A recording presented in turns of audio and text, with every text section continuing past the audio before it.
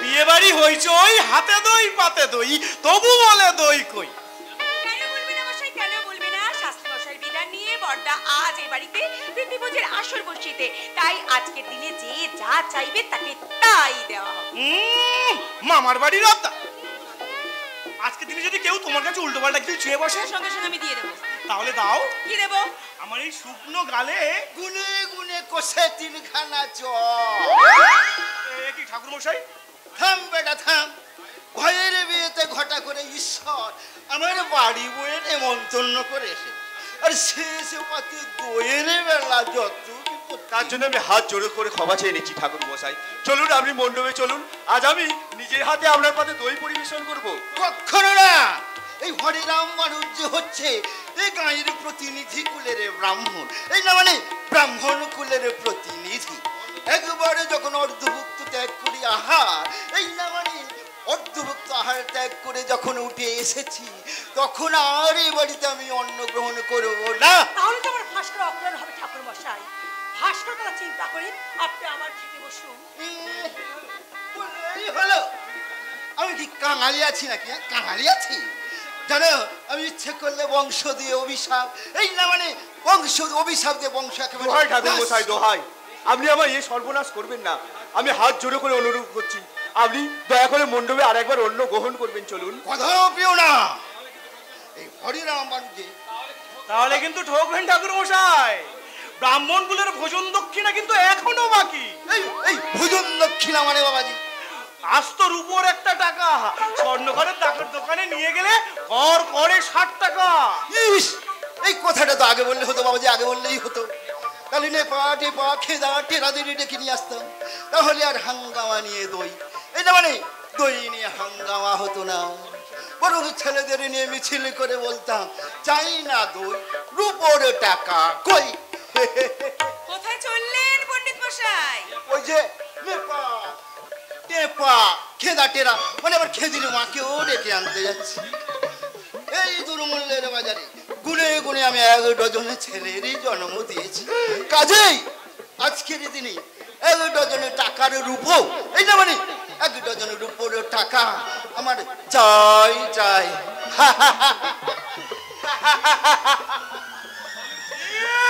শালুক চিনেছে গোপাল ঠাকুর। আমি আবার নতুন করে দই দিতে চললাম শিউলি।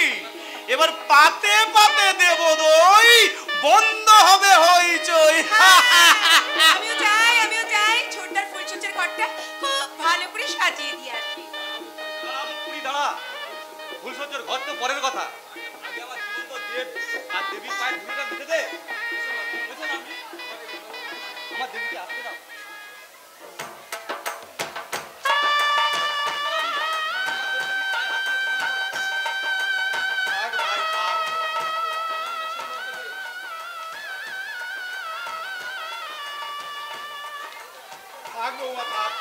আমার অনেক সৌভাগ্য যে তোমার মতো লক্ষ্মী প্রতিমা এবাড়ির বউ হয়ে এসেছে। কই গো বড় বউ, তুমি কিছু বলো। আমি আবার কি বলবো? আমি বলবো একদিন এটাই চেয়েছিলাম, তাই তো এই সংসার জেলখানার চাবিকাঠি আমি ছোট বৌমার হাতে তুলে দিয়ে আজ থেকে আমি ছুটি নিলাম। ঠিক বলেছো বড় বউ, ঠিক বলেছো। পুরার এই সংসারের কথা ভেবে ভেবে জীবনে তীর্থকর্ম কিছুই করা হলো না। তাই তাই এই সংসার আর আমার নয়। এই ভিটে বাড়ির মায়া কাটিয়ে আমার নতুন ঠিকানা হবে গয়া, কাশী, বৃন্দাবন। শুনতে পেয়েছিস তো ছোটদা? বলটা তোকে কি বলে গেল? তোকে ওয়াক ওভার দিয়ে গেল। এবার তুই ফাঁকা মাঠে শুধু গোল দে, গোল। মেঘ রাবিশ, মেয়েটা কিন্তু ভীষণ অসভ্য। না না, ওকে তুমি চিন্তা ভুল করেছো লাভলি। ওর মতন ভদ্র নম্র রুচিশাল মেয়ে আজকের দিনে দুটোটা খুঁজে পাবে না। আর তাছাড়া কথাটা তো আর মিথ্যে নয়, আজ আমার নবজীবনের নববোধন। দাদা বৌদির স্বপ্নকে সত্যি করতে তোমাকেই তো নিতে হবে সংসারের শুভাশুভের দায়িত্ব। Are you mad? তুমি ভাবলে কি করে? তুমি ভাবলে কি করে যে কলকাতা আর উচ্ছলে জীবন ছেড়ে আমি ওয়াচ পাড়া গায়ের ভাঙা মাটি ঘরে দায়িত্ব আমি নেব? সত্যিকারের গৃহলক্ষ্মীরা কিন্তু তাই নেয় লাভলি। আমি নেব না। ভুল করে তুমি আমাকে গৃহলক্ষ্মী ভাবছো ভাস্কর। আমি গৃহলক্ষ্মী সাজানোর জন্য আর এই চাবির গোছা নেওয়ার জন্য আমি এখানে আসিনি। তাহলে কেন এসেছো? আমি এসেছি আমার দাদা শোনার কথায় আর তার মনের আশা পূরণ করতে। তোমার দাদার গোপন মনের উদ্দেশ্য পূরণ করতে মানে? ইয়েস ইয়েস মিস্টার ভাস্কর ঘোষাল, মানে এই বন গায়ের শিয়াল রাজা সেজে কি লাভ বলো তো? আরে জীবনে বাঁচতে গেলে অর্থ সম্পদ প্রতিপত্তি সবকিছু চাইতে যদি পা চাও, তাহলে তুমি আমার দাদা সোনার হাতে হাত মেলাও, তার বিনিময়ে তোমার চাওয়া। তোমার দাদার চাওয়াটা কিন্তু এখন আমার কাছে খুলে বলো লাভলি। তাহলে শোনো, আমার দাদা চাই এই মধুপুরে গায়ে একটা দেশি মদের কারখানা খুলতে। আরে এই সামান্য কথা শুনে তুমি একেবারে চমকে উঠলে যে? এখনো তুমি বাকি কথাটাই শেষ করিনি। বাকি কথা মানে? মানে আমার দাদা ওই ইনকাম ট্যাক্সের ফাইল, মানে তুমি তো সবই জানো, মানে আমার দাদার কিছু ব্ল্যাক মানি আছে, মানে ওই কালো টাকা, আর তুমি তো ওই ইনকাম ট্যাক্সের কাজ করো, তাই তুমি যদি আমার দাদার টাকাগুলো মানে একটু ঠিক করে দিতে পারো, মানে ওই যে একটু হোয়াইট করে দিতে পারো, তাহলে তাহলে দাদার বোন এই লাভলিকে তুমি কোনোদিন পাবে না।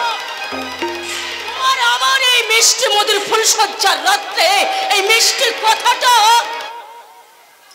আমি তোমাকে জানিয়ে দিয়ে গেলাম। Lovely, lovely. না না, আর আমি ওকে ডাকবো না। ও সুন্দর রূপ দেখে মুগ্ধ হয়ে জীবনে যে আমি কত বড় ভুল করেছি।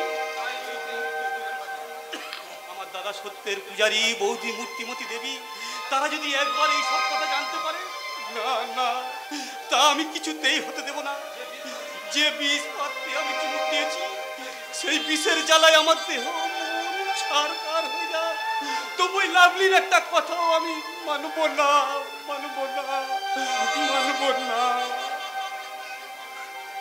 এই যে জীবন মায়ামীকে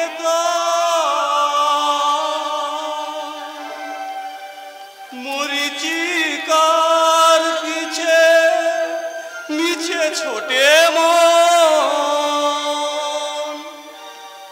খুঁজি কোথা ঠিকানা লেখা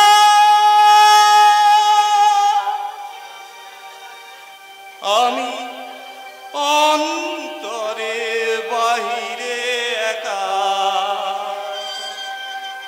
দু চোখের রজনী তবু দিন গুনি দিন বুঝি দিল না দেখা আমি অন্তরে বাহিরে একা আমি অন্তরে বাহিরে একা আমি অন্তরে বাহিরে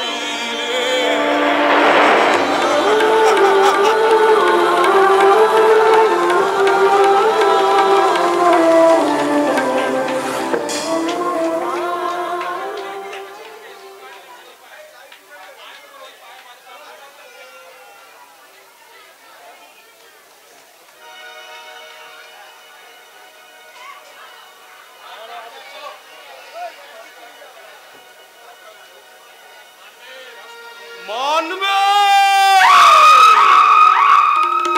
মানবে ভাস্কর ঘোষ, মানতে তোমাকে হবে।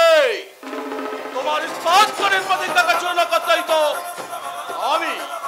আমি আমার বল লাভলি ডিনামাইটকে তোমাদের সংসারে চার্জ করেছি। এইবার বিকট একটা শব্দ করে তোমার শান্তির সংসারে সুখের ইমারতটা ভেঙে চুরমার করে দেবে। তখন আমার দাদা তাই ভাঙা ইমালতলের উপর দাঁড়িয়ে দেই দেই করে নাচবে। আবার তুই এখানে এসেছিস কেন? এই তো তয়তানি তাল বানতাল তত্তে। এই কল্যাণ সমেত চাল কখনো বানচাল হতে পারে না। নামি নামি কোম্পানির গাড়ি বোঝাই করে দামি দামি উপহার যৌতুক দিয়ে আমি লাভলিকে শ্বশুর বাড়ি পাঠিয়েছি। এরপর থেকে ওর শ্বশুর বাড়ির ওই ভিখারির বাচ্চারা আমার পায়ের তলায় কুত্তার বাচ্চার মতো পড়ে থাকবে। তুই আমার মতো নেলি দুধ পাবি নালে দাদা, যে তবাই তোর পায়ের তলায় পলে থাকবে। তোনো বিলেতি দুধটা হয়তো দাঁপিয়ে পড়ে না, তো তুদিটা তামলে দলবে। তার আগে আমি এই অবাধ্য কুকুরদের চাপকে পোষ মারাবো। নালে দাদা না, তাতেই পালিবি না। আচ্ছা দাদা, এই তোতে একটা তথা দিদার তুলবো। কি কথা বল? এই ভেঙেই যদি দিবি তাহলে দিদি তো তন্ত্র পাতালিতা না। কথার জবাব আমি তোকে দেবো না। দিতে হবে। কি বললি? এই দিদি তেমন তোর বোন, তেমনইতে আমার দিদি। আর আমার দিদির তন্ত্রে আগুন জ্বালাতে দিলে আমি তোর গায়ে আগুন লাগিয়ে দেবো।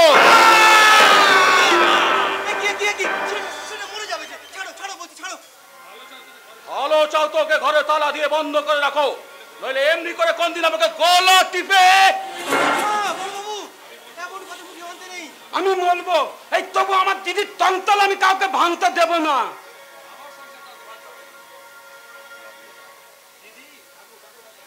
দিদি আয় দিদি, এই দিদি তোর তন্ত্র দাদা ভেঙে দেবে বলতে। তুই কোথায়? তুই তালে তালে না, আমার সংসার কাউকে ভাঙতে হবে না। আমি আমার নিজের সংসারটা নিজেই ভেঙে দিয়ে এসেছি। একই লাভলি, শ্বশুর বাড়ি থেকে হঠাৎ তুই এ বাড়িতে? কিসের শ্বশুর বাড়ি দাদা শোনা? কিসের শ্বশুর বাড়ি? আরে ওটা একটা জঙ্গলের জন্তুর জানোয়ারের দেশ। ওখানে কোনো শিক্ষিত রুচিশীল মানুষকে ওদের সঙ্গে কিছুতেই বাস করতে পারবে না। তাই তো আমি ওদের সঙ্গে সমস্ত সম্পর্ক ছিন্ন করে দিয়ে রাতের অন্ধকারে আমি রাত ভাগাতে ওখান থেকে পালিয়ে এসেছি। ভালোই করেছিস লাভলি, ভালোই করেছিস। তুই ভালো তোলেননি। এই বিলে তল, আমি নিজের তোকে তোর ততুল বালি পৌঁছে দিয়ে দেবো।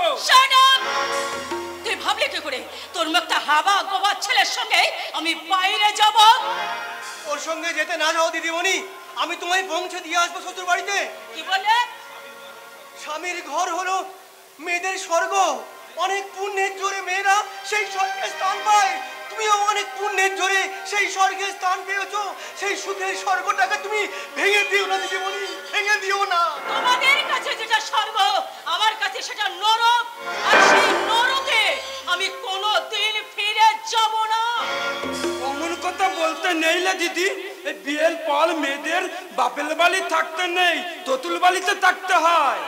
এই রাস্তায় তোর এত দুষ্পর্ধা, তুই কি আর ছোট হয়ে বড়দের জ্ঞান দিচ্ছিস? তোরা বলো মুখেতে অনেক তত তথা বলেছি, এবার আমার এই তত মুখে তুই তো বলো তথা তোর। তুই দাঁতে বিদ্যার তোলে তোর তন্তল ভাঙতে চাইতিস, সেই কিন্তু একদিন তলপিতে থুতি মারবে দিদি। কি বললি? যদি বাঁচতে চাস তাহলে তুই এখান থেকে পালিয়ে যা দিদি, তাহলে তুই এখান থেকে পালিয়ে যা। শুনলি লাভলি, রাস্তাটার কথাগুলো শুনলি? ভাবছি এবার থেকে কোনো পাগলা গারদে রেখে আসবো। না বড় বাবু, ওকে পাগলা গারদে পাঠাবেন না। ও কোনো পাগলামি করেনি। পাগলামি নয় তো, ওর মতো একটা হাবা গোবা ছেলে এসব আজে বাজে কথাগুলো বলে গেল কি করে? ও তো কোনো বাজে কথা বলেনি দিদিমণি। তার মানে তুমি কি বলতে চাও আমি লাভলির ক্ষতি করতে চাই? আগে না, আমি ঠিক সে কথা বলতে চাইনি। তাহলে কি বলতে চাও তুমি? আমি বলতে চাই ছোট বাবুর অন্তরের কথা। খেপা হলেও ছেলেটার বাস্তব বুদ্ধি কিন্তু তোমাদের থেকে কোনো অংশে কম নয় গো দিদিমণি। তাই আমি তার মতো করেই বলছি, স্বামী সংসার ছেড়ে এসে তুমি বোধহয় ঠিক করো দিদিমণি, ঠিক করো। শুনলি দাদা শোনো, আমার মনে হচ্ছে ইডিয়েট সাধনটাই ওর কাছে এসব শিখেছে। না হলে যে একটা হাবা গোবা ছেলে ভালো করে কথা বলতে পারে না, সে আমাকে জ্ঞানের লেকচার দিয়ে গেল। এর কথা এখন থাক লাভলি। ওকে অবস্থা দেখে আমি কিন্তু খুব অবাকই হয়েছি। কি হয়েছিল বলতো ওদের ফুলসজ্জার রাতে? আর কি বলবো দাদা শোনা, কি বলবো? তোমার শেষে কোনো কথাগুলো আমি ওকে ফুলসজ্জা রাখতে বলতে গিয়েছিলাম, ওই যে তোমার দেশি মদের কারখানা আর তোমার ওই ইনকাম ট্যাক্সের যেগুলো, আরে আমার পুরো কথাটাই না শুনে আমাকে অসভ্যের মতো আমাকে রিফিউজ করলো। করতে পারলে রিফিউজ তো করবে। কি ব্যাপার রে বলতো, তুই এখানে? আপনার এ বাড়ি রেড করতে ইনকাম ট্যাক্স থেকে ফোর্স এসে হাজির। কি বলি বলটা, পুলিশ এখানে আসছে, তাহলে নিশ্চয়ই ওই ইডিয়েট ভাস্করটাই। হ্যাঁ ম্যাম দিদি, হ্যাঁ ওই ভাস্কর বাবু তো বসকে খবর দিতে পাঠালেন। লাভলি, তুই ভেতরে যা। না না দাদা, শোনো না, তোকে বিপদে ফেলে আমি কিছুতেই ভেতরে যাব না। ভেতরে না গেলে কার্য উদ্ধার হবে কেমন করে বল? তুই এখনই ভিতরে গিয়ে থানার আছি বড়স্তর সামন্তকে ফোন করে জানা মাই লাইফ ইজ ডেঞ্জার, তিনি যেন এক্ষুনি এখানে চলে আসে। যাচ্ছি দাদা, শোনো যাচ্ছি, তবে যাওয়ার আগে তোকে আমি একটা কথা বলে যাচ্ছি, ওই ইডিয়েট ভাস্করের সঙ্গে তুই কিছুতেই আপোষ করবি না। জীবনে একবার মধুপুরে গিয়ে আমি ভুল করেছি, তো আমার সেই ভুলের মাসুল দিতে আজ থেকে ওই মধুপুরের সঙ্গে ওই ভাস্কর ঘোষের সঙ্গে আমি আমার সমস্ত সম্পর্ক শেষ শেষ শেষ। এই কি গো শেষ দান, এই কি গো শেষ দান, বিরহ দিয়ে গেলে, এই কি গো শেষ দান, এই কি গো শেষ দান, এই কি গো শেষ দান।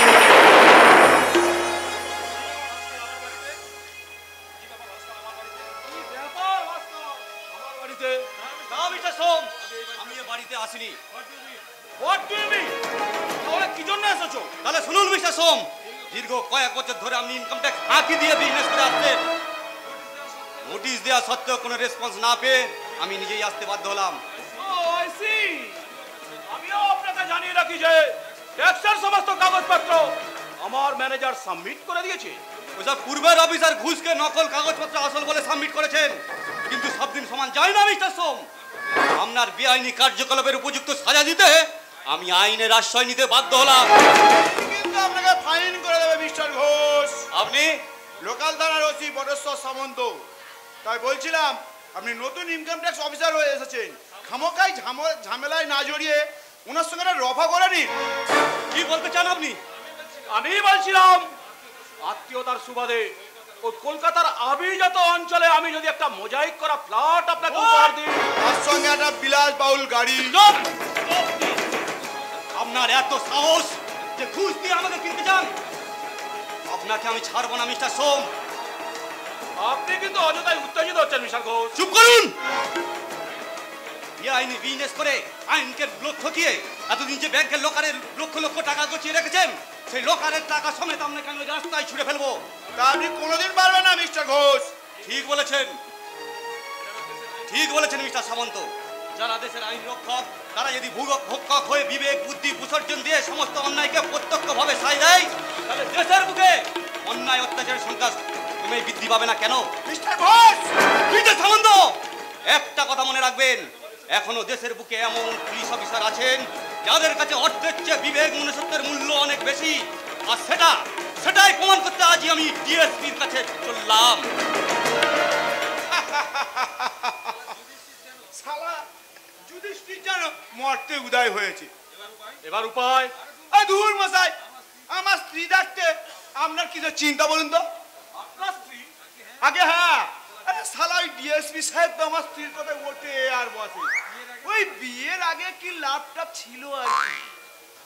আপনার স্ত্রী তাহলে অনেকের সঙ্গে? দূর থেকে আমি ছাড়া সামনে দাঁড়ানোর ক্ষমতা কারণ নেই। আমার স্ত্রী শালা আমার মতো বুদ্ধিমতী কিনা। তবে ভাববেন না মিস্টার সোম, ও শালা ট্যাক্স বাবু ঘুরে ফিরে ঠিক আপনার স্ত্রীর কাছে, সরি আপনার কাছেই হাজির হবে। চলি তাহলে।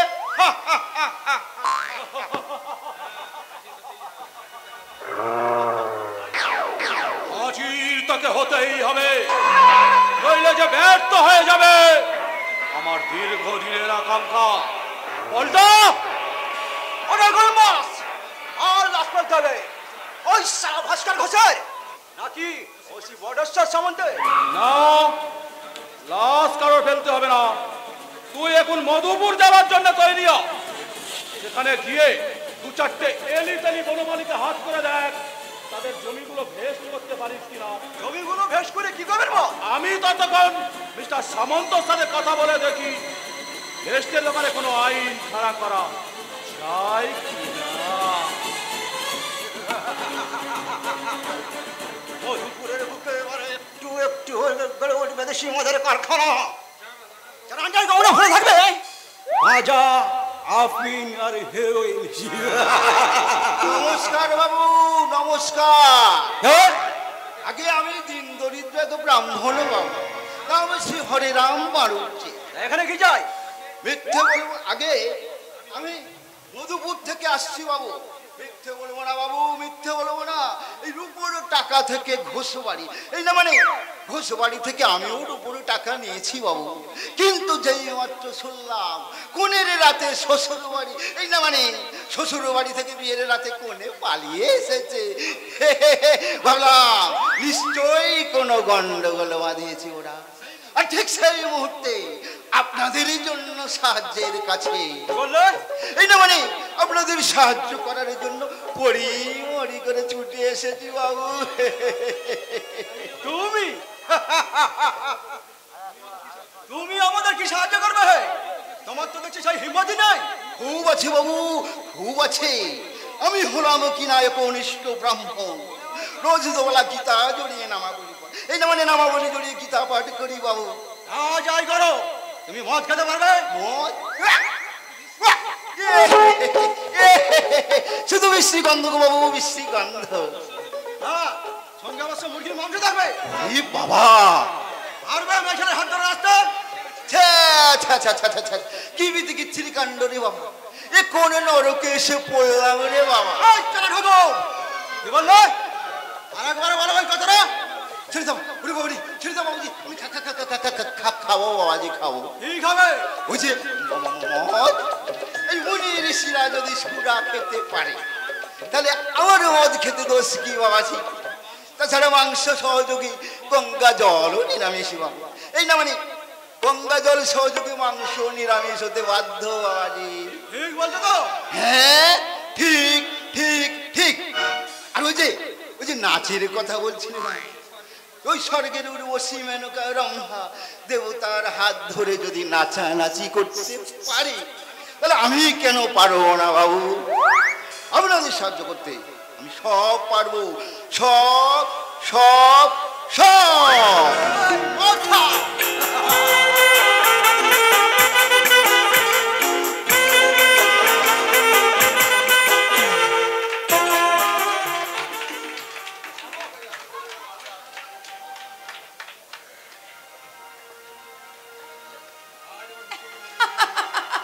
ভালো লাগছে আজ আমার ভীষণ ভীষণ ভালো লাগছে। মনের মধ্যে ভালোবাসা জন্মালে বুঝি হৃদয়টা এমনি আনন্দে মেতে উঠে পৃথিবীটাকে এত সুন্দর মনে হয়। তাই তো বসন্তদা এলে তাকে আমি বলবো। কি বলবে শিউলি? ওমা তুমি একেবারে পুলিশের পোশাকে যে? হ্যাঁ শিউলি, আমি পুলিশের চাকরি পেয়েছি। সত্যি তুমি চাকরি পেয়েছো? তাই তো বসন্তের জীবনে আজ নতুন করে দেখা দিয়েছে বসন্ত। তাহলে দেরি কেন? তোমার শিউলি তো ফুটে গেছে। আমি আমার শিউলিকে এমনি করে সযত্নে বুকের মাঝে তুলে দিলাম। চুপি চুপি তাই আমি বলি বারবার, আমি বলি বারবার, চুপি চুপি তাই আমি বলি বারবার, আমি বলি বারবার, তুমি যে আমার গো, তুমি যে আমার, তুমি যে আমার গো, তুমি যে আমার, চুপি চুপি তাই আমি বলি বারবার, আমি বলি বারবার, চুপি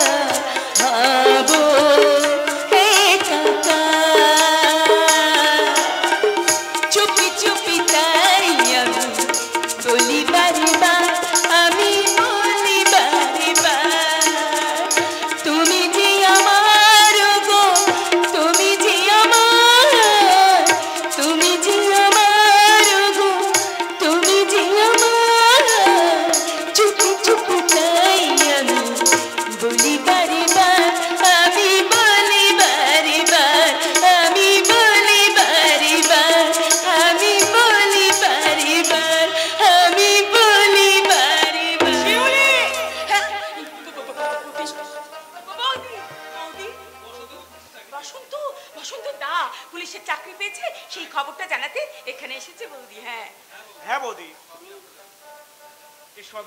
এসবই আপনাদেরই আশীর্বাদ। এবার তো একা একা থাকলে চলবে না। অফিস থেকে ফিরে সুন্দরী বয়ে মুখখানা না দেখলে তোমার ক্লান্তি দূর হবে কেমন করে? বৌদি এই কথা বললে এবার কিন্তু আমি চলে যাবো। আমি জানি না।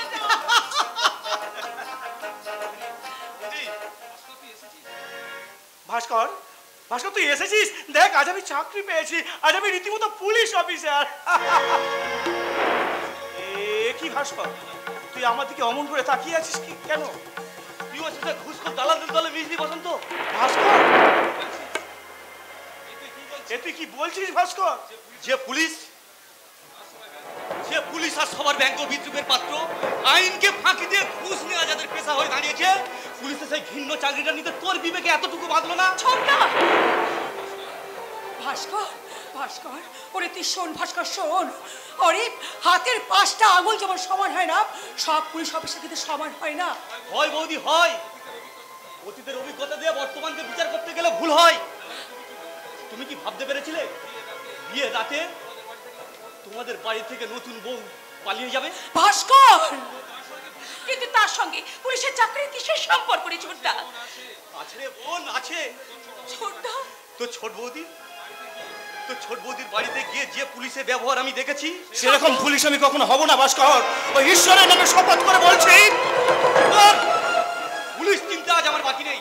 সাধারণ পুলিশ থেকে ডিএসপি পর্যন্ত সব আমার চেনা হয়ে গেছে। ছোটদা ভাস্কর তুই শোন ভাস্কর, শোন বসন্ত, পুলিশ শুধু দেশের শত্রু নয়, সমাজের শত্রু। ছোটদা আর তুই যখন ওই পোশাকটা বেছে নিয়েছিস, আজ থেকে তুইও আমার শত্রু। ভাস্কর, আর একটা কথা শুনে রাখ, লোভের বশবর্তী হয়ে যে পোশাকটা আজ তুই পরেছিস, ওই পোশাকটা যেদিন উপযুক্ত মর্যাদা দিতে পারবি, সেদিন বন্ধুত্বর দাবি নিয়ে আমার দরজায় পা রাখবি। ভাস্কর তার মানে তুই আমাকে বাড়ি থেকে বেরিয়ে যেতে বলছিস ভাস্কর? না না বসন্ত না। না বলছেন কেন বৌদি? ভাস্কর যদি খুশি হয় তাহলে এই চাকরি তো তুচ্ছ। তবু ওর সঙ্গে বন্ধুত্বের সম্পর্ক আমি ছিন্ন করতে পারবো না। বসন্ত তুমি, বসন্ত তুমি কি বলছো তুমি নিজেই জানো না বসন্ত? তোর আমার বন্ধুত্বের মাঝে চাকরি তো তুচ্ছ রে ভাস্কর। আমি আমার জীবনের সর্বসুখ ছাড়তে রাজি। বসন্ত তুমি কি জানো, তুমি কি বলছো? জানি বৌদি জানি, আজকের দিনে হয়তো আমি আর কোনো চাকরি পাবো না, বেকারত্বের জ্বালা বুকে নিয়ে হয়তো সারা জীবন আমাকে বেঁচে থাকতে হবে। তবু আমার মনে তো এতটুকু সান্ত্বনা থাকবে বৌদি, যে বন্ধুত্বের সম্পর্ক আমি বজায় রাখতে পেরেছি। বসন্ত বসন্তের জীবনে বোধহয় আর বসন্ত আসবে না শুনলে। দারিদ্রতা তুষার স্তূপে বসন্তের কল্পনার বাগান হয়তো ভেঙে শেষ হয়ে যাবে। তবু আমি থাকবো শুনলে, আমার এই ভাঙা বুকখানা নিয়ে চিরকাল আমি তোমার বসন্ত হয়ে থাকবো। চিরকাল আমি তোমার বসন্ত হয়ে থাকবো। তারাও বসন্তদা, যাওয়ার আগে তুমিও আমার শেষ কথা শুনে যাও। যে আইন বিশ্বাস করে তোমার মাথায় তুলে দিয়েছে এই সম্মান, সেই সম্মানের অমর্যাদা করে তুমি যদি কাপুরুষের মতো পিছু হটে যাও, তাহলে আমার ক্ষমা তুমি কোনোদিনও পাবে না।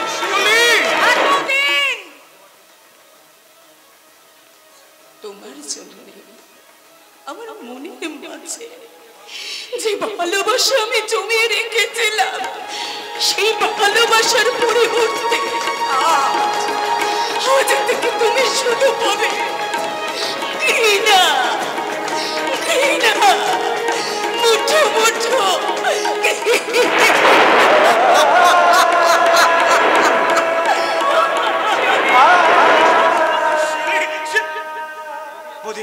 বৌদি এবার আমি কি করবো তুমি বলতে পারো বৌদি?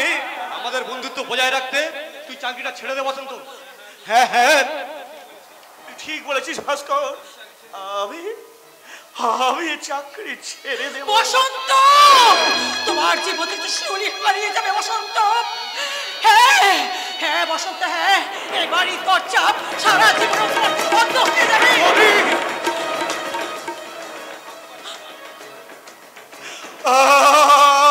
ভাবতে পারছি না বৌদি, আমি আর কিছুই ভাবতে পারছি না।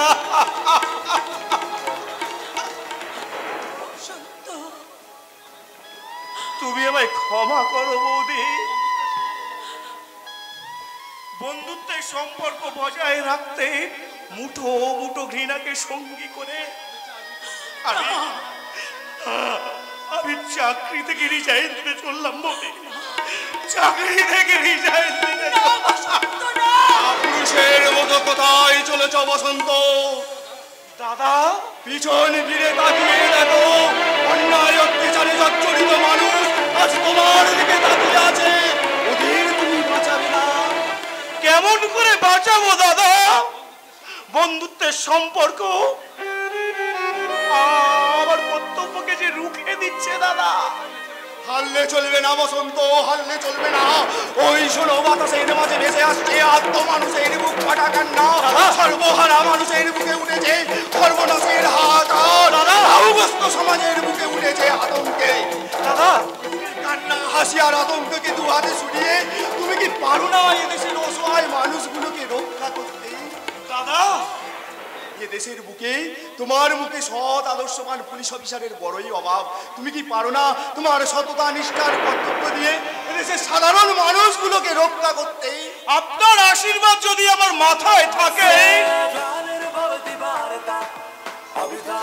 তাহলে আমি সব কিছু করতে পারবো দাদা। পছন্দ তুই কিন্তু শোন ভাস্কর, আজ আমি এখানে দাঁড়িয়ে প্রতিজ্ঞা করছি, বন্ধুত্বের সম্পর্ক থেকে কর্তব্যের সম্পর্ক আমার কাছে অনেক বড়। তাই আজ আমি এখানে দাঁড়িয়ে প্রতিজ্ঞা করছি যে পুলিশকে তুই ঘৃণার আসনে স্থান দিয়েছিস, সেই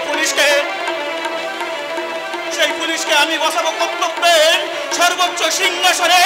আমি প্রমাণ করে দেব কোন আদর্শবান পুলিশ অফিসার কখনো মানুষের কাছ থেকে ঘুষ নিতে পারে না।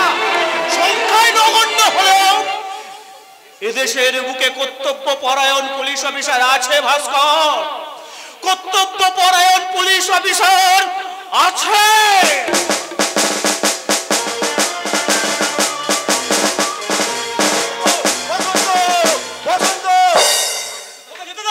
না, তুই ওকে ফিরে নিয়ে আয়। অসম্ভব, একটা ঘুষখোর পুলিশের দলকে আমার বন্ধু বলতে আজ আমার ঘৃণা হয়। ঘৃণা ভাস্কর,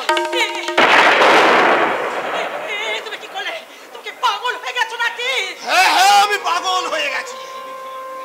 দুদিন শহরে থেকে হতভাগা বড় মানুষ চিনতে শিখেছে। ওকে বলে দিও বড় বউ, দ্বিতীয়বার যদি আবার ওরকম করে ওকে আমি বাড়ি থেকে দূর করে দেব।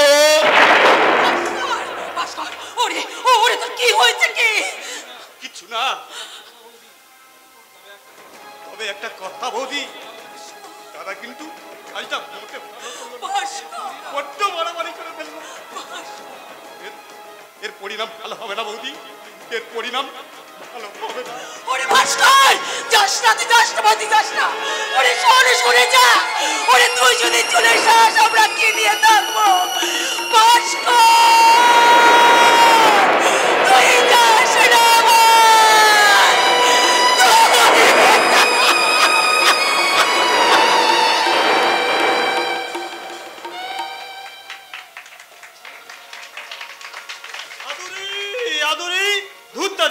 ওর জন্য, শুধুমাত্র ওর জন্য আমি গায়ে পড়ে আছি, নইলে কবেই আমার জমি জেলে বিক্রি করে দিয়ে এই শহর কলকাতায় চলে যেতাম। Very good. তোমার নাম কি? বলাই মন্ডল। চাষবাস। কিন্তু আপনি লোকটাকে? আমার পরিচয় পরে, তার আগে বলো তো, তোমার কি ইচ্ছা করে না শহরের বুকে এই মজা করা বাড়িতে বাস করতে? ইচ্ছে করে না? ইচ্ছে করে না শুট বুট কোট পরে নিজের গাড়ি চড়ে ক্লাবে বা পার্টি দিকে আনন্দ ফুর্তি করতে? ইচ্ছে করে বাবু, খুব ইচ্ছে করে। শুধু পারি না, ওই আদুরির টানে। ও যদি একবার আমার সঙ্গে শহরে যেতে চাই, তাহলে কালই আমার সব জমি জেলে বিক্রি করে দিয়ে আমি শহর কলকাতায় যেতাম। বলছো কেন বলাই? অবশ্যই তুমি কলকাতায় যাবে। তুমি কলকাতায় যাচ্ছ শুনলে আমার আদুরিও হাসতে হাসতে শহরে চলে যাবে। সেদিন আনা যাবে বাবু। হীরার আসার অপেক্ষায় না থেকে জয় করে সেই দিন নিয়ে আসতে পারবে না। আমি সত্যি বলছেন বাবু, সেদিন আনা যাবে। তাহলে আপনি যা বলবেন আমি তাই করবো। আমি বড় লোক হতে চাই, আমি আপনাদের মতো শহরে বাবুদের সঙ্গে মিশতে চাই। বলুন বাবু, আমায় কি করতে হবে? সর্বপ্রথম টাকার লোভ দেখিয়ে এই গ্রামের বেশ কিছু মূর্খ দরিদ্র মজুর শ্রেণীর মানুষকে নিজের আয়ত্তে নিয়ে আসবে। তারপর টাকার মদত নিয়ে তোমার বাপ ঠাকুরদার জমির ওপর গড়ে তুলতে হবে কল্যাণবাবু দেশির মদের কারখানা। আমার কোনো আপত্তি নেই বাবু, কিন্তু এ গায়ের মোড়ল ঈশ্বর ঘোষ পান থাকতেও এ গায়ে দেশি মদের কারখানা করতে দেবে না। ভোট তো না দিলে ও সারা দুনিয়া থেকে ফুটে যাবে। তুমি শুধু বলো আমার কথা মতো কাজ করবে কিনা। বাবু, এই মধুপুরের বুকে কল্যাণবাবু যে মদের কারখানা বানাবে, তুমি আর আমি হবো সেই কারখানায় ম্যানেজার। ম্যানেজার, আপনি সত্যি বলছেন বাবু? হ্যাঁ, তোমার কাজের জন্য এই নাও 5,000 টাকা। 5,000 টাকা? আরে 1000 তো কম। যদি ঠিক মতো কাজ দেখাতে পারো তো লাখ লাখ টাকা হাতে উঠে আসবে। যাও, কাজ শুরু করে দাও।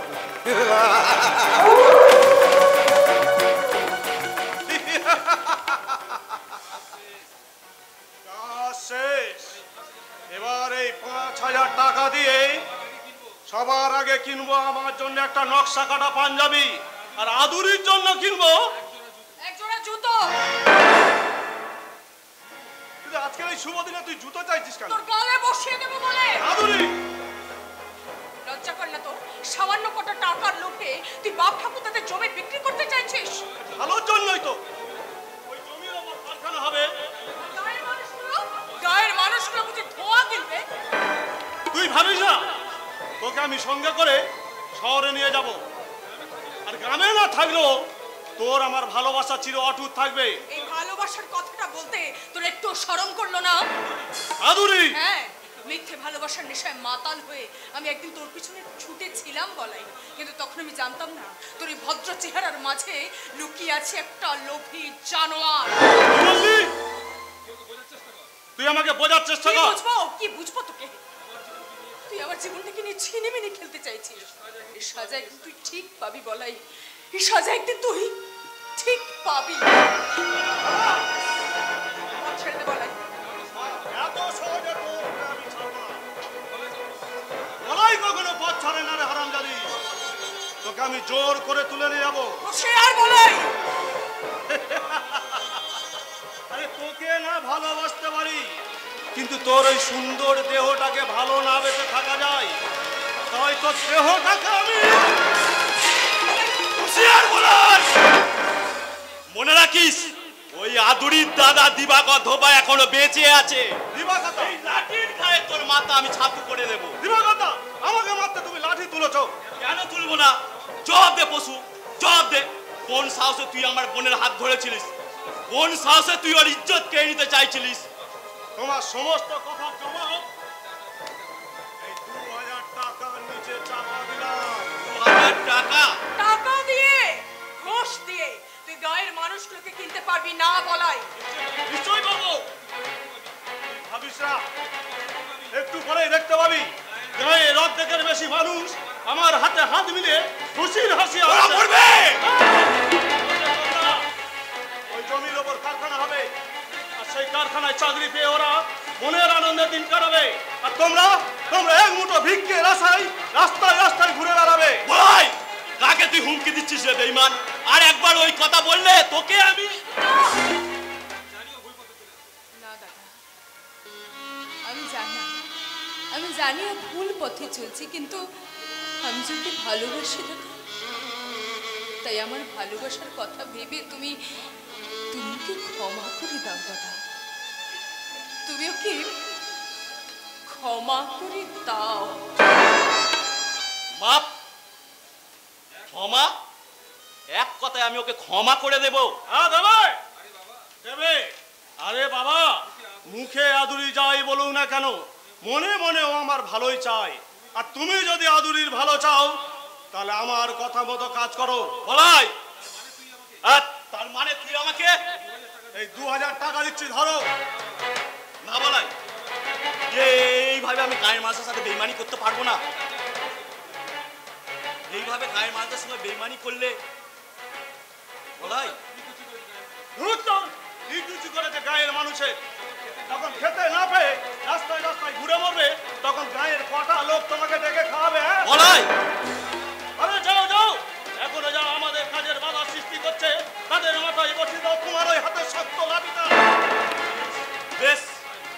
হবে তাই হবে। আমার বোনের ভালোবাসার সম্মান রাখতে আমার এই সজ্ঞের মতো গাঁটাকে আমি শ্মশান বানাতে চললাম। শ্মশান।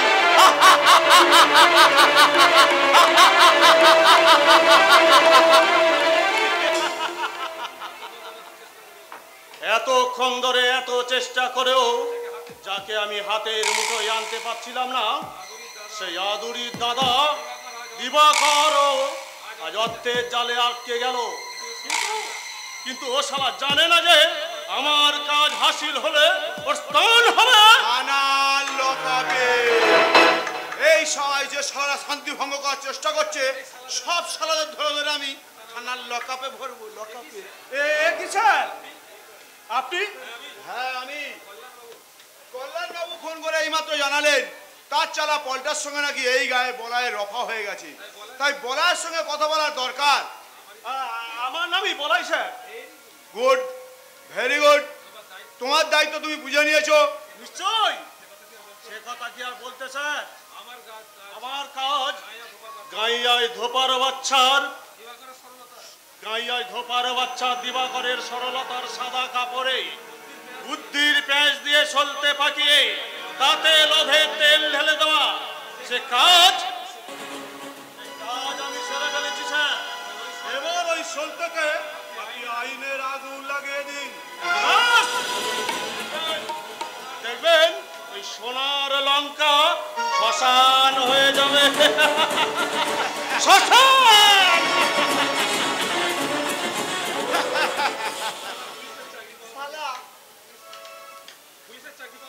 পুলিশের চাকরি পাওয়া মানে হাতে স্বর্গ পাওয়া। কল্যাণ বাবুর একটা ফোন অ্যাটেন্ড করেই কমসে কম 10,000 টাকা কিনে নেব। কে? শ্যামলাল, বাজার করে বাড়িতে রেখে এসেছিস, কি পেলি তাই বল। ইলিশ মাছ পেয়েছিস? এই বড় রুই দুটো? সারা তোর বৌদি আবার ব্রয়লার মুরগি ছাড়া চলে না। সারা ব্রয়লার খেয়ে গিয়ে শরীরটা বানিয়েছে ব্রয়লার মুরগির। ওরে আমার খোকা আবার গোলদা চিংড়ি ছাড়া খেতে পারে না। সব ঠিকঠাক বাজার করে রেখে দিয়েছিস তো বাবা? কোনো কিছুই পাইনি স্যার। মাথা ভাঙবো শুয়োর। কেন পাসনি তাই বল। স্যার কে নাকি সবাইকে বিনা পয়সায় মাল দিতে বারণ করেছে। শালা পুলিশকে আবার বিনা পয়সায় মাল দিতে মানা করেছে? এটা কি মগের মূল্য নাকি? কে সেই শুয়োরের বাচ্চা? তাকে এমন টাইট দেব শালা 3 জন্ম না, শালা 7 জন্মেও ভুলবে না। স্যার আমি হলাম শালা বটের সর্দারগা। ওই শুয়োরের বাচ্চার পিঠের চামড়া যদি তুলতে না পারি, আমি শালা এক বাপের বেটা নই। বাহ বাহ বাহ, চমৎকার। কে? যার জন্য বিনা পয়সার বাজার আজ আপনার বাড়িতে যায়নি, আর সেই জন্য যাকে আপনি পিঠের চামড়া তুলে নেবেন বলছেন, আমি সেই শুয়োরের বাচ্চা।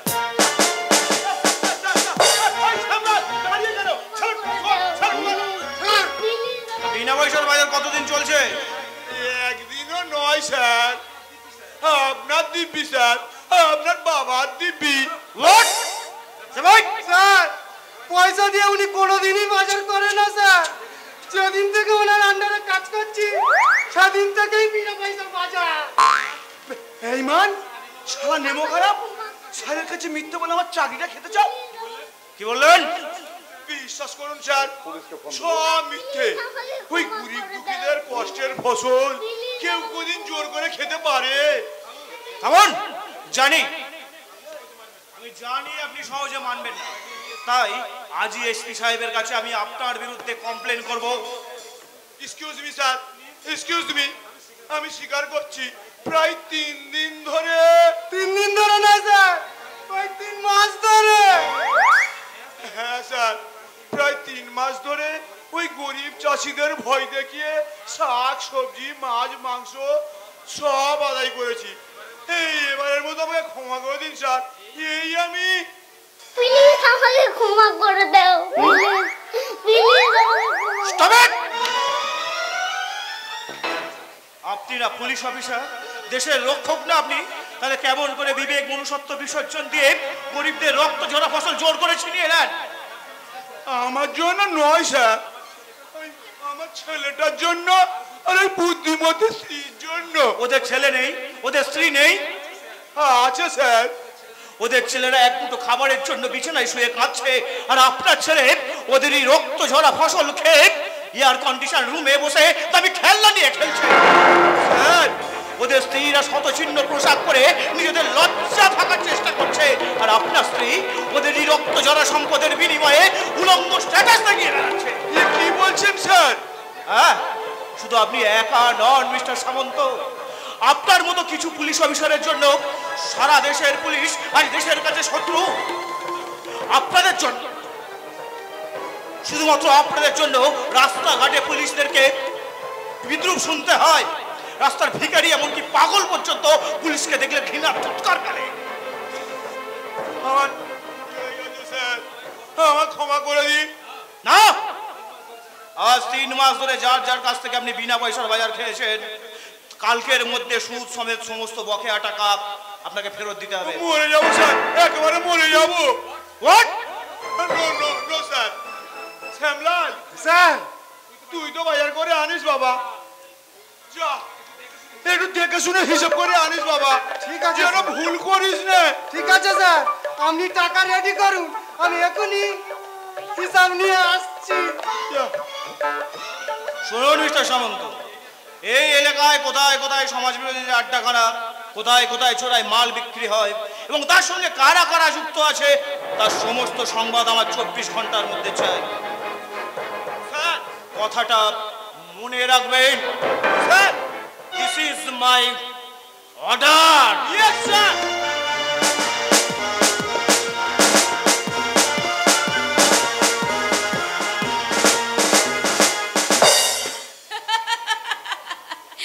যাব যাব যাব, এবার আমি আমার যৌবনের মাতাল স্রোতে একেবারেই ভেসে যাব। কাকে ভয় আমার? জীবনে জীবনে পুরুষ নামক যে পুরুষটাকে আমি চয়েস করেছিলাম, সে উল্লুকটা একটা কাপুরুষ। দাদা বৌদিকে ছাড়া পৃথিবীতে সে কাউকে চেনে না। তাই তো আমি আমার যৌবনের মধুর ঋতুর ঘুম ভাঙাতে আমি এই বাজারতে তো তোর জন্য একদলা তামি তিনে নিয়ে দেবো। কি বলে? বাজার থেকে তুই আমার চলে এক জোড়া স্বামীকে নিয়ে আসবি? হ্যাঁ, এই তোরটাতে তামি তো তেল লালে দিদি, এই পছন্দ হলে লাগবি, নাহলে তুলে পেলে দিবি। এক চড়ে তোর মুন্ডুটা আমি ঘুরিয়ে দেবো রাজকেল। এই মুন্ডু না ঘুরলেও এই তোর কাণ্ড কালবাল দেখে আমার মাথাটাই গুলে গেছে। তুফান, এই মেয়েদের কাছে থাকা দিদির হলো তামি দলের মঙ্গল চিহ্ন, আর তোর কাছে তো নোংরামি লাইটেন না দিদি। এই মাঝে মধ্যে সেই লাইটেনটা লিলিউ তোলে নিবি, আর একটার পর একটা তামি পাল্টিয়ে যাবি। এই যতই তামি পাল্টা দিদি, এই যদি নিজের চরিত্রটা না পাল্টান না, তুই জীবনও তুই হতে পারবি না। কি বলি রাজকেল, ছোট মুখে বড় বড় কথা। আজ তোকে আমি খবরদার দিদি, গায়ে হাত তুলবি না, তাহলে তো এই হাত আমি মুচলে ভেঙে দেবো। বাবু, এমন কথা মুখে বলতে নেই। ছেড়ে দাও দিদিমণি, হাত ছেড়ে দাও, হাত ছেড়ে দাও। তোমারই সাহসে এই জানোয়ারটা যে এত বড় বড় কথা বলছে। আমার সাহস নাই। এই তোরা নিজেদের মাথাটা নিতে নামিয়েছিস বলে এই দানবটা উতো বলে তোরটা তাওত পেয়েছে। কি বললি রাজকেল? কি আর বলবো দিদি, তুই যদি আমার থেকে বলো না হয়ে ছোট হতি, তাহলে ওই চুলের মুঠি ধরে না ওই টানতে টানতে নিয়ে গিয়ে তোর পানির ফলে রেখে দিয়ে আসতাম। ঠিক দিদি, ঠিক। তাড়াবো এই জানোয়ারটাকে, আমি তাড়াবো। দাদা শোনাকে বলে আজই ওকে আমি এখান থেকে তাড়িয়ে দেবো। না দিদিমণি, এমন কথা বলবেন না।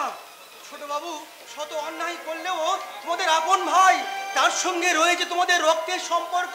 সেই রক্তের সম্পর্ক তুমি কখনো অস্বীকার করতে পারো না, ঠিক যেমন তুমি অস্বীকার করতে পারো না তোমার সঙ্গে জামাইবাবুর সিঁদুরের সম্পর্ক, আর ছিন্ন করতে পারো না তোমার সঙ্গে নারী জীবনের 7 পাকের বন্ধন। 7 পাকের বন্ধন?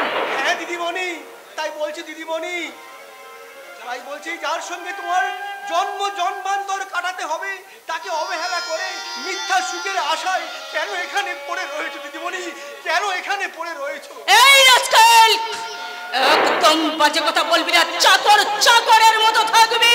কি বললি দিদিমণি? আমি চাকর? দিদিমণি, আজ তুমি অনেক বড় হয়েছো, অনেক পড়াশোনা শিখেছো, কিন্তু একটা কথা বোধহয় তুমি ভুলে যাচ্ছ। সেই ছোট্টবেলায় যেদিন তোমার মা মারা যায়, সেই দিন থেকে এই চাকরটাই কোলে পিঠে তুলে মানুষ করেছে। এই চাকরটা না থাকলে দিদিমণি শৈশবেই তোমার নামটাই মুছে যেত দিদিমণি, শৈশবেই তোমার নামটাই মুছে যেত। ও বোগাস, জানোরটা জানোরটা বক বক করবার মাথাটা একেবারে খারাপ করে দিয়ে গেল। আমি কোথায় বসন্তের স্বপ্নে বিভোর হয়ে যাব, আর তখন থেকে আমার মাথাটা একেবারে খারাপ করে দিয়ে গেল। ওর জীবনে মধু বসন্ত আসতে না লাভলে ওই কাপুরুষ ভাস্করের কথা ভুলে এবার থেকে সত্যিকার একটা পুরুষ মানুষকে বরণ করার জন্য তৈরি হ। কিন্তু কোথায় কোথায় সেই পুরুষ মানুষ রে দাদা সোনা? তার খোঁজ পেয়েছিস? নিশ্চয়। নাম কি তার? বসন্ত রায়। ও হাউ সুইট দাদা সোনা। কিন্তু বড় দাদা সোনা বলেছে কবে কখন এখানে আসবে দাদা সোনা? পাগলি কোথাকার, তুই নিমন্ত্রণ করে ডেকে তাকে না নিয়ে এলে সে এই বাড়িতে আসবে কেন? যা, তুই দেরি না করে এক্ষুনি বেরিয়ে পড়। কোথায়? থানায় আমি খবর পেয়েছি থানাতে জয়েন করি বড়বাবু বসন্ত রায় আমার পেটুয়া বটেশ্বর সামন্তকে নাস্তা নাবুদ করে ছাড়ছে।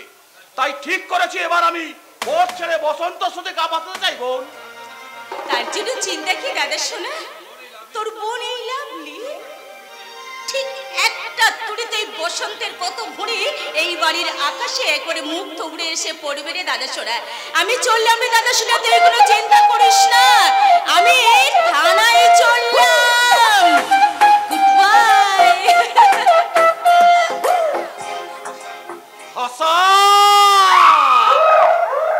যৌবনের রসে ঠাসা বন্টি আমার একখানা যন্ত্র, মন্তর দিয়ে যদি বসন্তকে একবার হাত করতে পারে তাহলে ইডিয়ট ভাস্করকে আমি মরে গেলাম। আমি সারা একবারে মরে গেলাম। একই মিস্টার সামন্ত, আপনি হঠাৎ এমন করছেন কেন? সর্বনাশ হয়ে গেছে, সব সারারে মিলে আমার বাঁশ দিয়ে বসে আছে। আজ থেকে আমার বিনা পয়সার বাজার বন্ধ, ওই 2 নম্বরই কারবার, সব ইনকাম বন্ধ হয়ে গেছে স্যার। তাই নাকি? আজ যে সালা নতুন বড়বাবু থানায় এসেছে। বড়বাবু? হ্যাঁ, আর সালা শ্যামলাল তার সব ফাঁস করে দিয়েছে। আর কালকের মধ্যে চাষিদের সমস্ত পাওনা শোধ করে না দিতে পারলে আমার চাকরি থাকবে না স্যার, আমার চাকরি থাকবে না। কাঁদবেন না মিস্টার সামন্ত, আমি তো রয়েছি। উপযুক্ত দক্ষিণা দিয়েই আমি তাকে বস করে আনবো। পারবেন না, ও শালা জাত পুলিশ, শালা ঘুষ খুঁজের কথা শুনলে শালার মাথায় আগুন জ্বলে, আগুন আগুন।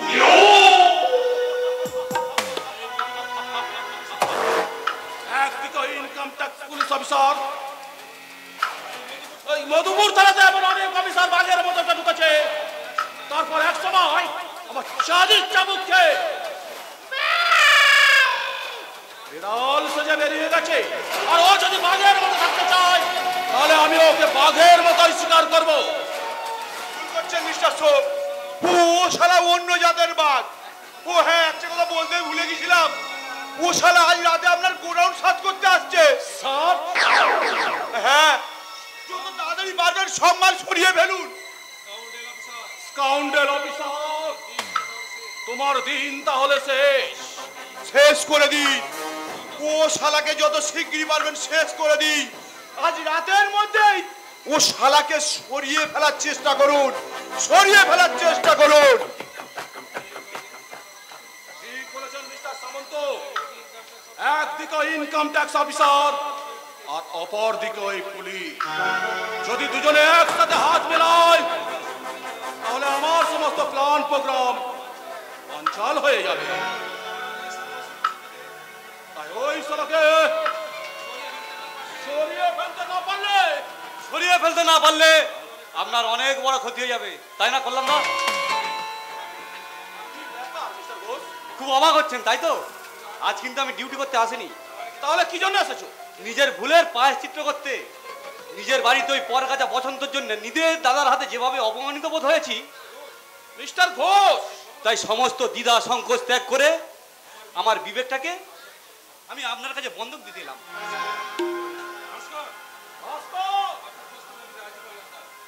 আপনার প্রস্তাবে আমি রাজি করলাম দা।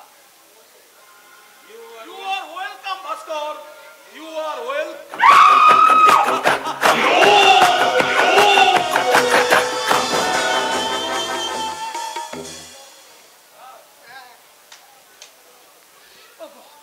তুমি তার কথা ভাবলে হবে। 1 মাস হচ্ছে না রাগ করে বাড়ি থেকে চলে গেছে। ওগো যেমন করে হোক তুমি তাকে ফিরিয়ে নিয়ে এসো। তার জন্য আমি কি করবো বড় বউ? রাগের বসে সেদিন না হয় একটা চড়ই মেরেছিলাম, তাই বলে হতভাগে এইভাবে কাঁদিয়ে চলে যাবে? আচ্ছা তুমি কি বলো তো, দিন রাত তার কথা ভাবতেই হবে। কি বলে আমি দিন রাত কাঁদি? যে আমার কথা ভাবে না, আমি তার কথা ভাবতে যাব কেন?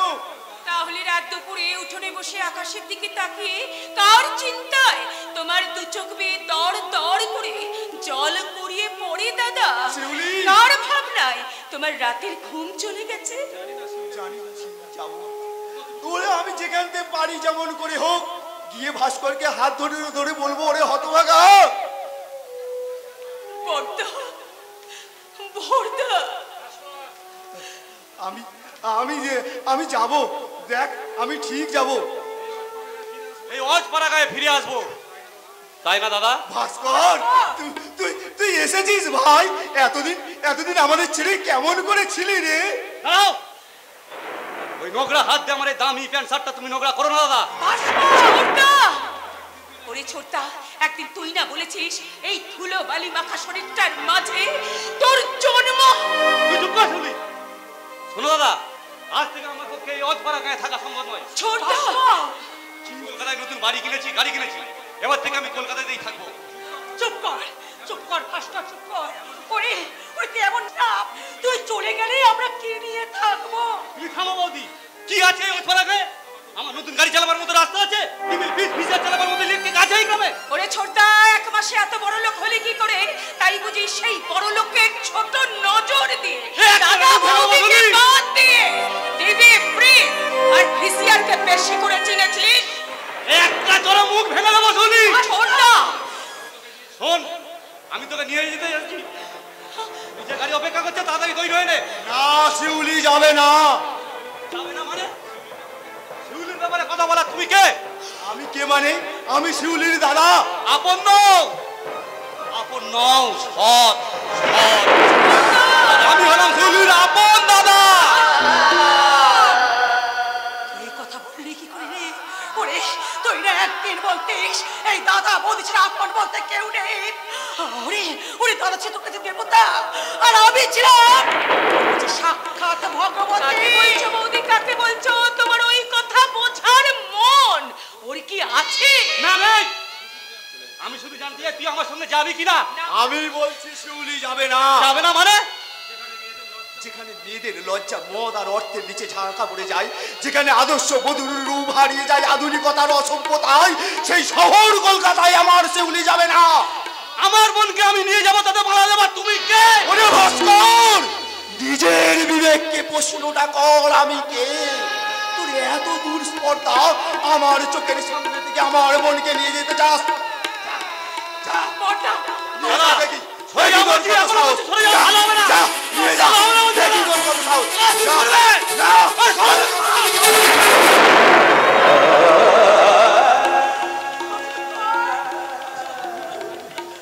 ভাস্কর, তুই আমায় মারলি? আমি না তোর বড় ভাই? বড় বউ, তুমি দেখলে তো আজ তোমার ভাস্কর আমার গায়ে কেমন হাত। আচ্ছা তুমি বলো না, ও কেমন করে বললো আমি ওর সৎ দাদা? আমার সেই ভাস্কর তো, যে ভাস্করের জন্য তোমার মুখের দিকে একদিনই তাকিয়ে সান্ত্বনা দিয়ে বলতাম, বড় বউ আমাদের আর সন্তানের কি প্রয়োজন, এই শিউলি তো আমাদের মেয়ে, আর ওই ভাস্কর তো আমাদের ছেলে।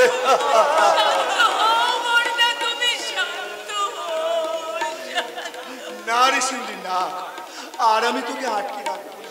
ওরে ঈশ্বর ঘোষের স্বপ্ন দেখাটা যে আজ শেষ হয়ে গেল। যা যা তুইও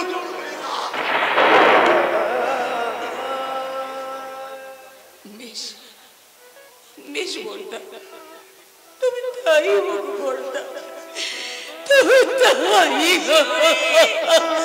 সত্যি কি আমাদের ছেড়ে চলে যাবে? শুনতে পেলে না বৌদি, আপন দাদার অধিকারের চেয়ে সব দাদার স্নেহের দাবি হেরিভূত হয়ে গেছে। তাই তো তোমাদের আদরের শিউলি অকালে ঝরে গিয়ে বিষাক্ত শহরের পথে পা বাড়ালো। আজ শিউলি তার অস্তিত্ব হারিয়ে ওই শহরের আবর্জনায় গা ভাসাতে চলল। তোমরা সবাই এই হতভাগিনী শিউলিকে ক্ষমা করে দিও, মরবে গো, ক্ষমা করে দিও।